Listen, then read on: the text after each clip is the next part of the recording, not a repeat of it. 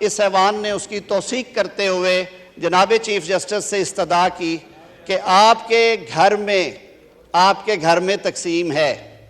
जनाब सेनेटर आजम नज़ीर तारड़ साहब, वज़ीर कानून। बहुत शुक्रिया जनाब स्पीकर। कल इसी ऐवान में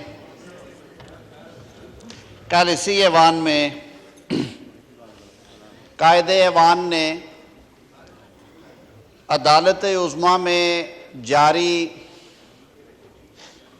एक आइनी मुकदमा, जिसमें पंजाब और खैबर पख्तूनख्वा असम्बलियों के इंतखाबात का मामला दूसरे राउंड में लाया गया, उस पर बात की।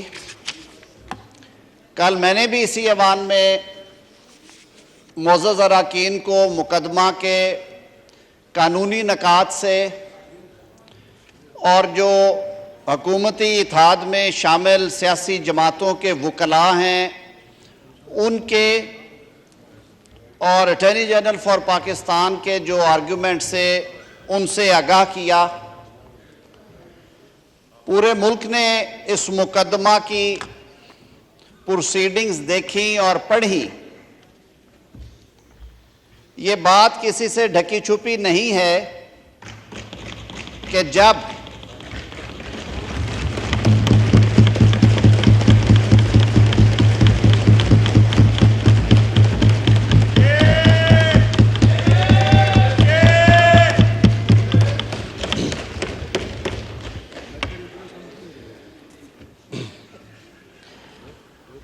जनाब स्पीकर, जब एक ज़िद्दी शख्स की अना की तस्कीन के लिए दो सूबाई मुंतखब असम्बलियों की तहलील हुई तो उस पे पाकिस्तान के संजीदा सियासी हलकों ने तबसरे भी किए और रद्द अमल का भी इजहार किया। दो असम्बलियों की तहलील का मकसद उन असम्बलियों में इंतखाबात करवाने से ज़्यादा मुकद्दम मकसद इस मुल्क में दागबेल डालना थी। जनाब स्पीकर, पाकिस्तान की सियासी तारीख गवाह है कि पाकिस्तान में होने वाले आम इंतखाबात पे मुख्तलिफ अदवार में उंगलियां उठाई गईं। 1970 में जो सूरत हाल बनी इंतखाबात के नताइज के हवाले से और नताइज की तकसीम के हवाले से हमने उसकी कीमत भी चुकाई। मैं आज इस मौक़र ऐवान में खड़े होकर तारीख़ के एक तालिब इल्म के तौर पे ये बात बिला खौफ तरदीद कर सकता हूँ कि 1977 के इंतखाबात अगर निगरान हुकूमतों की मौजूदगी में होते तो नताइज शायद मिलते जुलते ही होते, लेकिन उसके बाद चलने वाली तहरीक के नतीजे में हमें 11 साल का बदतरीन मार्शल लॉ ना मिलता, जिसने पाकिस्तान का सियासी नक्शा बदल के रख दिया, हमारी फ़िक्रों और सोचों पे ताले लगा दिए, जिसकी कीमत आज हमारी नस्लें दे रही हैं और देती रहेंगी। अल्लाह ताला हम सबको उन चीज़ों को समझ के, उन चीज़ों से सबक सीख के पाकिस्तान की बेहतरी के लिए साजगार हालात बनाने की ताकत और तौफीक अता फरमाए। मैं आज के मुद्दे की तरफ आता हूँ। इसी मौक़र ऐवान ने पिछले हफ्ते हालात की नज़ाकत को सामने रखते हुए अदल के सबसे बड़े ऐवान में दराड़ को सामने रखते हुए इंसाफ के तराजू को पकड़ने वाले हाथों में लग़्ज़ियों को देखते हुए अपना आईनी फरीज़ा अदा करते हुए करारदाद मंजूर की और ये मुतालबा किया कि ये जो मुकदमात आपके सामने ज़ेर समात है, 2 सूबों में सूबाई असम्बलियों के इंतखाबात और वो भी हिस्सों में करवाने के, कि आधे मुल्क में इंतखाबात अभी करवा लें और आधे मुल्क में इंतखाबात बाद में करवाएं। वो इंतखाबात जब होंगे वहाँ पे सियासी हुकूमतें होंगी। ये बात भी किसी से ढकी छुपी नहीं है कि इस मुअज़्ज़ज़ ऐवान की 55% नशिस्तें जो हैं वो सूबा पंजाब से हैं आबादी के तनासुब से। और ये बात भी किसी से ढकी छुपी नहीं है कि कल को जब इस मुअज़्ज़ज़ ऐवान का इलेक्शन होगा कौमी असम्बली का अक्टूबर में, उस वक्त पंजाब में चाहे हमारी हो चाहे आपकी हो, एक सियासी हुकूमत होगी जिसे मुअत्तल नहीं किया जा सकता। और ये बात भी किसी से मख्फी नहीं है कि आइन साजों ने इसी ऐवान में बैठ के हफ्तों और महीनों मेहनत करके 18वीं तरमीम के ज़रिए आर्टिकल 224 को इनेक्ट किया, उसे यूनानिमसली पास किया, जिसमें यह तय कर दिया गया कि मुल्क में इंतखाबात के लिए एक साजगार माहौल देने के लिए, इंतखाबात को शफाफ, गैर जानिबदाराना और मुनसफाना इंश्योर करने के लिए मुल्क भर में एक वक्त पे निगरान सेटअप्स के ज़ेर इंतज़ाम इंतखाबात होंगे। इन सारी बातों को सामने रखते हुए पाकिस्तान के सबसे बड़े मुंतखब ऐवान ने करारदाद पेश की। इंतहाई बाअदब तरीके से एक एक लफ्ज़ चुन के उस करारदाद का हिस्सा बनाया गया और इल्तमास की, मुतालबा किया, इस्तदा की चीफ जस्टिस पाकिस्तान से कि इस मामले को आप संजीदगी से लें। ये मुकदमात 4 जजों की अक्सरियती राय के बाद खारिज कर दिए गए थे। ये कह दिया गया था उस फैसले में कि ये आइन के आर्टिकल 184(3) के दायरा कार में मुकदमात नहीं आते, बल्कि ये सूबों के मसले हैं। हमारा आइन एक तरीक़ाकार वज़ा करता है कि जो एक्सरसाइज ऑफ जुरिस्डिक्शन है वो भी इंडिपेंडेंट हाई कोर्ट्स वहाँ से शुरू होगी। उन्होंने अपनी दानिस्त में वो फैसला सादर कर दिया। इस ऐवान ने उसकी तौसीक करते हुए जनाब चीफ जस्टिस से इस्तदा की कि आपके घर में तकसीम है। आपके अदल के ऐवान में पाकिस्तान के अवाम मुख्तलिफ आरा सुन रहे हैं, अपने घर को यकजा करें। हमारी इस्तदा है कि आप इस मामले को फुल कोर्ट में ले जाएं, मासवाए उन 2 जज साहबान के जिन्होंने इस मामले में ख़ुद रिक्यूज़ किया हुआ है। आप 13 रुकनी बेंच बना दें, वो जो फैसला करेगा पाकिस्तान के अवाम उस फैसले के पीछे खड़े हो जाएंगे। लेकिन मैं आज दुख और अफसोस के साथ बतौर वज़ीर कानून, बतौर कानून के एक तालिब इल्म के, एक ऐसे शख्स के जिसने इज़्ज़त, मुकाम, नेक नामी अगर कोई है सिर्फ़ और सिर्फ काले कोट की वजह से हासिल की, और ये मेरे काले कोट की बदौलत है कि मैं आज इस ऐवान में आप सबसे मुखातिब हूँ। हमने हाथ जोड़ के ये इस्तदा की कि इस तासुर को ख़त्म करने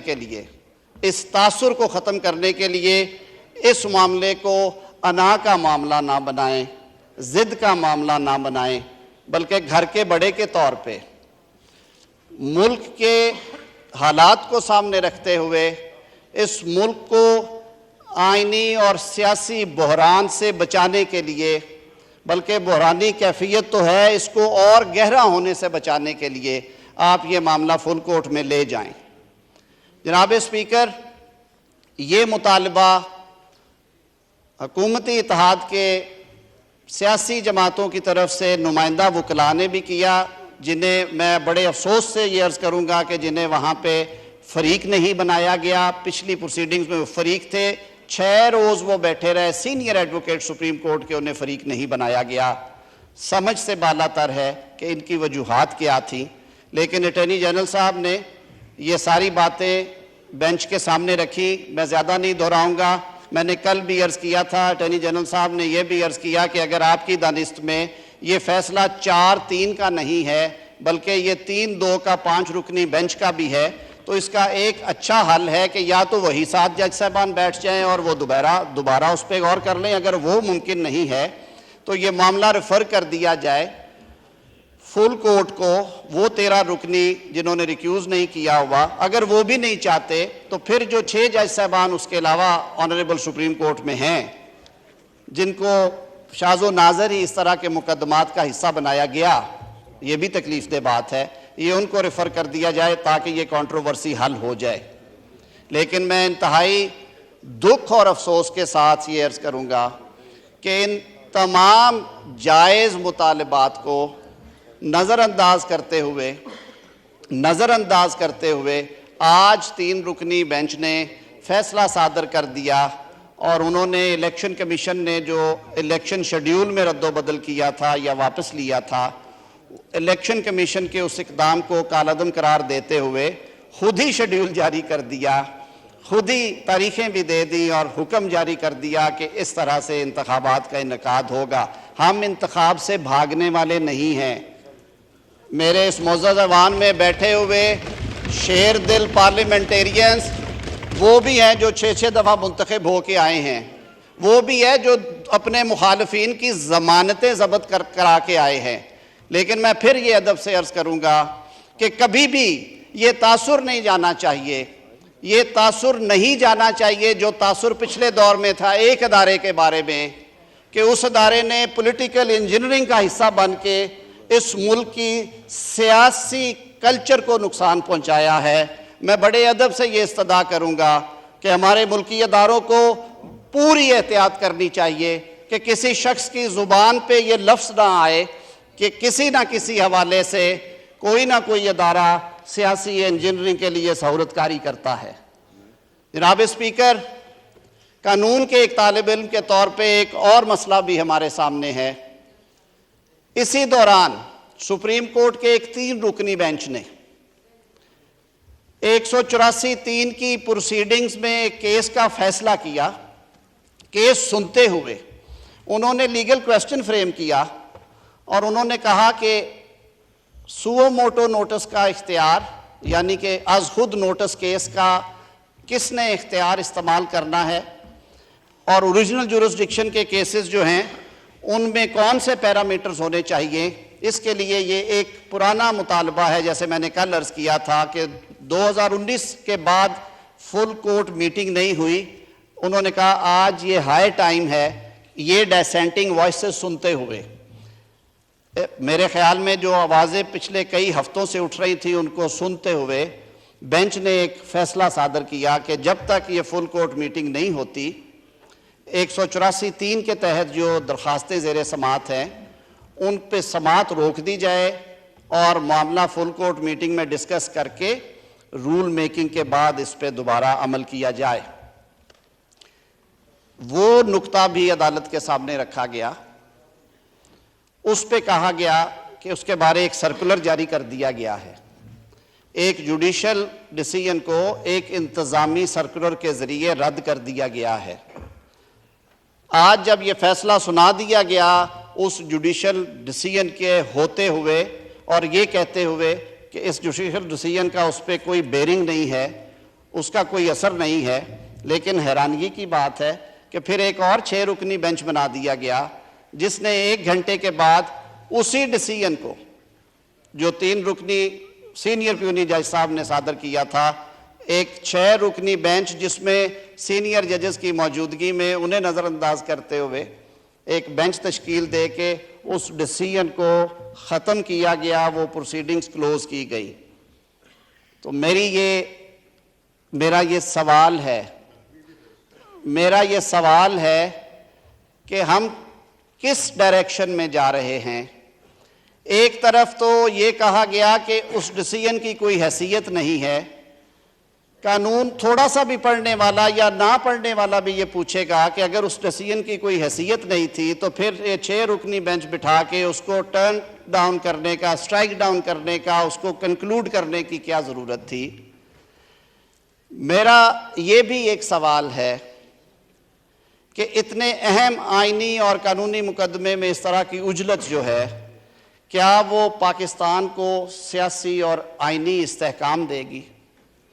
क्या ये मुकदमा, क्या इसमें दिया गया फैसला आइन और कानून और अदालती नज़ायर और जुडिशल प्रोपराइटी और जुडिशल प्रैक्टिसेस के मुताबिक है? Minister for law and justice. बहुत शुक्रिया जनाब स्पीकर। मुझे रमज़ानुल मुबारक है, वक्त की किल्लत का एहसास है।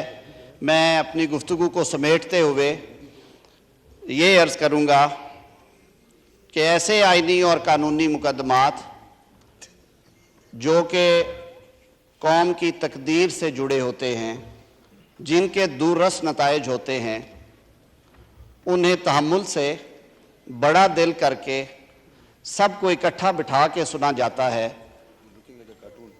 उनको सुनते हुए मैं बड़े अदब से अर्ज़ करूँगा, अना को, अदारा जाती तसल्लुत को, ज़िद को सामने नहीं रखा जाता। ये ऐवान बारहा ये मुतालबा कर चुका है कि जहाँ पे अदारों में काम करने का ताल्लुक़ है, आइनी इदारे हैं, हम वहाँ पे अदारों को मजबूत देखना चाहते हैं, ना कि शख्सियात को। जब अदारे के अंदर से ये कहा जाए कि अदारे को एक शख्स की मर्ज़ी और मंशा पे चलाया जा रहा है और तासुर वन मैन शो का है, तो इससे ज़्यादा मेरे ख़्याल में और लम्हा फ़िक्रिया नहीं हो सकता। मैं कानून के एक छोटे से तालिब इल्म के तौर पे समझता हूँ कि इन आइनी और कानूनी अमूर को सामने रखते हुए अगर देखा जाए तो अक्सरीती फ़ैसले को अक़लियती राय से तब्दील नहीं किया जा सकता। एक जुडिशल फ़ैसले की मौजूदगी में जिसमें कह दिया गया कि 184(3) के मुकदमात पे समाअत ना की जाए, उसकी मौजूदगी में जुडिशल साइड पे एक दूसरा फ़ैसला देना भी जुडिशल प्रोपराइटरी के हवाले से मुनासिब नहीं है। और दीगर इस पे अभी काबीना में भी गुफ्तगू हुई है। जनाब वज़ीर आज़म साहब ने अटॉर्नी जनरल साहब को, मुझे और जो दीगर हमारी लीगल टीम है उनको हदायत दी है कि वो आइंदा के लाहे अमल के लिए मुशावरत भी करें और अपनी राय से भी आगाह करें वज़ीर आज़म साहब को और काबीना को। लेकिन मैं इस हाउस का हिस्सा होने के हवाले से मैं ये ज़रूरी समझता था कि मैं ये मारूज़ात आपके सामने पेश करूं और इस फ़ैसले को जिस अंदाज में किया गया है उस अंदाज से कम एक सेटल्ड जुडिशल प्रिंसिपल जो है, जो प्रोपराइटी और एक्विटी का प्रिंसिपल है, that justice should not only be done but it should be seen to have been done, उसकी सरासर नफ़ी हुई है, उसकी सरीहन नफ़ी हुई है। और इस पे सदाए एहतजाज बुलंद करना हम सब का हक है। इसी हवाले से मैं अपनी मारूज़ात ख़त्म करने से पहले आज काबीना में पाकिस्तान के साबिक़ वज़ीर आज़म शहीद ज़ुल्फ़िकार अली भुट्टो साहब की रूह के इसाले सवाब के लिए फ़ातिह ख़्वानी हुई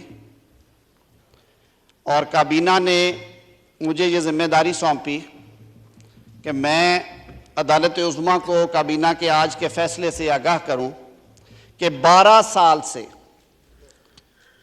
शहीद ज़ुल्फ़िकार अली भुट्टो साहब के जुडिशल मर्डर के हवाले से, उनके साथ जो नाइंसाफ़ियाँ हुई उसके हवाले से, अदल के ऐवानों में आइन और कानून की जो धज्जियाँ उड़ाई गई, उनका हिसाब एक तरह से चुकाने के लिए, तारीख़ को दुरुस्त करने के लिए एक सदारती रेफरेंस फ़ाइल हुआ है जो कि 12 साल से मुंतज़र है सुनवाई के लिए।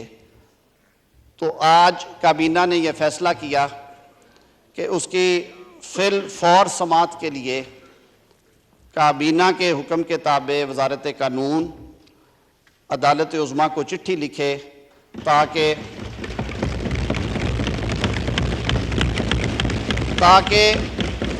मेरे शायद इसी बहाने मेरी मुअज़्ज़ज़ अदालत इकट्ठी बैठ जाए और वो सारे इकट्ठे बैठ के इस तारीख़ साज गलती का मदावा कर सके। बहुत शुक्रिया जनाब।